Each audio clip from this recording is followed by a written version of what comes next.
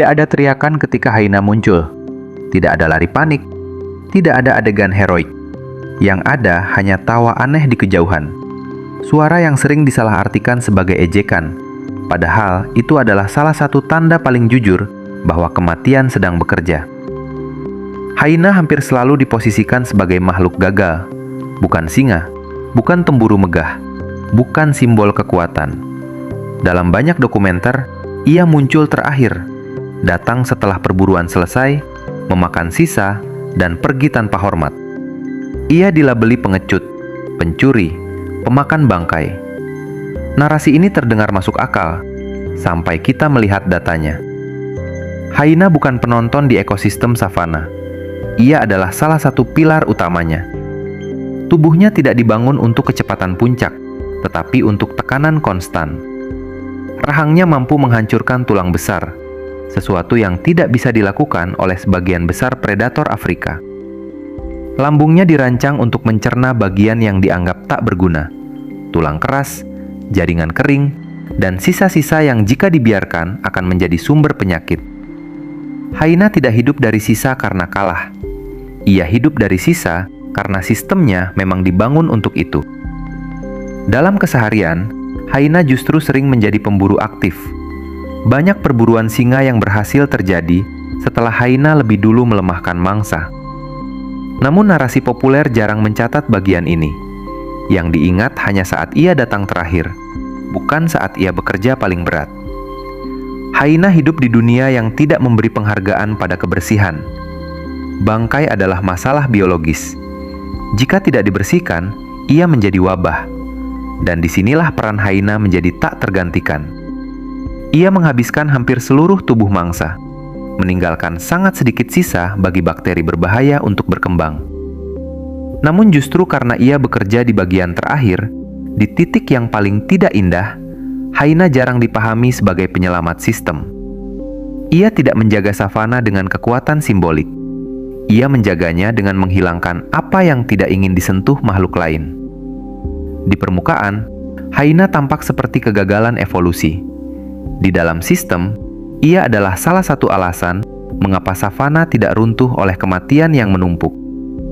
Dan dari kesalahpahaman inilah seluruh konflik Hyena bermula. Bukan karena ia lemah, tetapi karena ia bekerja di tempat yang membuatnya selalu terlihat salah. Hyena sering dipahami dari perilakunya, jarang dari desain biologisnya. Padahal justru di sanalah letak keunggulan yang jarang dimiliki mamalia pemangsa lain. Tubuh hyena tidak dibangun untuk satu fungsi tunggal, melainkan untuk bekerja di hampir semua fase kematian mangsa, dari pengejaran, pembunuhan, hingga pembersihan total. Rahang hyena adalah salah satu struktur paling ekstrim di antara mamalia darat. Tekanan gigitannya mampu menghancurkan tulang besar, termasuk tulang kaki kerbau dan zebra. Ini bukan efek samping kekuatan, melainkan adaptasi utama. Otot rahangnya besar, tulang tengkoraknya menebal di titik tekanan, dan giginya berbentuk kerucut tumpul, bukan untuk mengoyak, tetapi untuk memecah. Dengan mekanisme ini, hyena dapat mengakses sumsum tulang, sumber lemak dan energi yang sangat kaya, bahkan ketika daging sudah tidak tersedia. Sistem pencernaannya sama ekstrimnya. Asam lambung hyena sangat kuat, cukup untuk melarutkan tulang keras dan membunuh sebagian besar patogen. Bangkai yang berbahaya bagi makhluk lain menjadi makanan aman bagi hyena. Dalam konteks ekologi, ini berarti satu hal penting. Hyena menghilangkan sumber penyakit sebelum sempat menyebar. Secara metabolik, hyena dirancang untuk daya tahan, bukan ledakan energi singkat. Ia mampu berlari jauh dalam waktu lama, melelahkan mangsa secara bertahap. Banyak perburuan hyena berhasil bukan karena kecepatan, tetapi karena tekanan berkelanjutan. Mangsa runtuh bukan karena tertangkap cepat, tetapi karena kehabisan tenaga. Struktur sosialnya memperkuat semua ini. Koloni hyena bekerja dalam koordinasi tinggi, dengan hierarki yang stabil dan komunikasi vokal yang kompleks. Tawa yang sering disalahartikan sebagai ejekan sebenarnya adalah sinyal status, lokasi, dan tekanan sosial. Tidak ada kekacauan, tidak ada kebetulan. Jika dilihat secara biologis, Hiena bukan pemakan sisa yang kebetulan bertahan. Ia adalah spesialis pemproses kematian, dirancang untuk mengambil bagian yang paling sulit, paling beresiko, dan paling penting bagi kestabilan sistem. Ia tidak menunggu kegagalan predator lain. Ia memastikan tidak ada yang tersisa untuk menjadi masalah. Ketika mekanisme biologis hiena benar-benar digunakan, konsekuensinya tidak berhenti pada satu mangsa. Ia merambat ke seluruh lanskap tempat hiena hidup. Di titik inilah peran hiena berubah, dari sekedar predator menjadi penentu tekanan ekologis. Mangsa yang diburu hiena jarang mati dengan cepat. Pengejaran panjang, tekanan kolektif, dan kelelahan ekstrim membuat kematian datang sebagai proses, bukan ledakan. Dari sudut pandang biologis, ini menciptakan seleksi yang keras. Hanya individu yang sehat, cepat pulih, dan mampu bergerak efisien yang bertahan. Yang sakit, lemah, atau terluka disingkirkan lebih dulu. Hiena tidak memilih berdasarkan belas kasihan, tetapi berdasarkan sinyal biologis paling jujur, ketahanan tubuh. Bagi mangsa, ini adalah penderitaan yang tidak singkat. Namun bagi sistem, ini adalah penyaringan. Populasi herbivora yang hidup berdampingan dengan hiena cenderung lebih stabil secara genetik dan fisiologis. Penyakit tidak sempat menyebar luas. Individu bermasalah tidak bertahan cukup lama untuk mempengaruhi generasi berikutnya. Konsekuensi biologis juga terasa setelah kematian. Hiena tidak meninggalkan bangkai setengah jadi. Tulang dihancurkan, sumsum dikonsumsi, sisa-sisa diurai hingga hampir tidak ada yang tertinggal. Tanah di sekitar lokasi makan diperkaya mineral. Risiko wabah menurun drastis. Di ekosistem tanpa hiena, bangkai besar sering bertahan lama, menjadi sumber bakteri, parasit, dan konflik antar makhluk lain. Namun tekanan ini juga memiliki harga bagi hiena sendiri. Berburu dengan daya tahan tinggi menguras energi. Konflik dengan predator lain sering berujung cedera. Rahang kuat tidak kebal terhadap patah. Banyak hiena mati bukan karena kekurangan makanan, tetapi karena tekanan hidup yang konstan di puncak konflik ekologis. Di fase ini, hiena memperlihatkan paradoks alaminya. Ia menciptakan penderitaan lokal untuk mencegah kehancuran sistemik. Ia mengorbankan individu, termasuk dirinya sendiri, agar struktur besar tetap bertahan. Dan di alam, mekanisme seperti ini jarang terlihat indah. Namun justru dari ketidaksenangan inilah keseimbangan sering dipertahankan. Hyena sering disandingkan dengan singa, serigala, atau predator besar lain. Namun perbandingan itu cepat runtuh ketika fungsinya dilihat lebih dalam. Hyena bukan pemburu tercepat, bukan yang paling kuat secara visual, bukan pula yang paling ditakuti dalam mitologi manusia. Tetapi ia beroperasi di kelas yang berbeda. Singa mengandalkan ledakan kekuatan dan koordinasi singkat. Serigala mengandalkan jarak dan kelelahan jangka panjang. Hyena menggabungkan keduanya, lalu menambahkan satu hal yang jarang dimiliki predator lain: kemampuan memanfaatkan hampir seluruh hasil kematian. Tidak hanya daging, tetapi tulang, kulit keras, dan sisa yang ditinggalkan makhluk lain. Rahang hyena bukan sekedar kuat. Ia adalah salah satu sistem penghancur biologis paling efisien di darat. Tekanan gigitannya mampu memecah tulang besar yang bahkan tidak disentuh predator lain. Ini menempatkan hyena pada posisi unik. Ia tidak bersaing langsung pada tahap yang sama. Ia bekerja setelah, di antara, dan kadang sebelum predator lain selesai. Secara evolusioner, ini adalah strategi yang sangat jarang. Kebanyakan predator bergantung pada satu fase: membunuh lalu makan bagian terbaik. Hyena menempati seluruh spektrum. Ia bisa berburu sendiri, berburu berkelompok, mencuri, atau menyelesaikan sisa. Fleksibilitas ini membuatnya bertahan di lanskap yang berubah, kering, penuh kompetisi, dan miskin sumber daya. Inilah mengapa hyena sering disalahpahami sebagai pemakan bangkai pasif. Padahal ia adalah sistem penyeimbang aktif. Ia menutup celah yang ditinggalkan mekanisme lain. Ia memastikan tidak ada energi yang terbuang percuma di alam yang keras.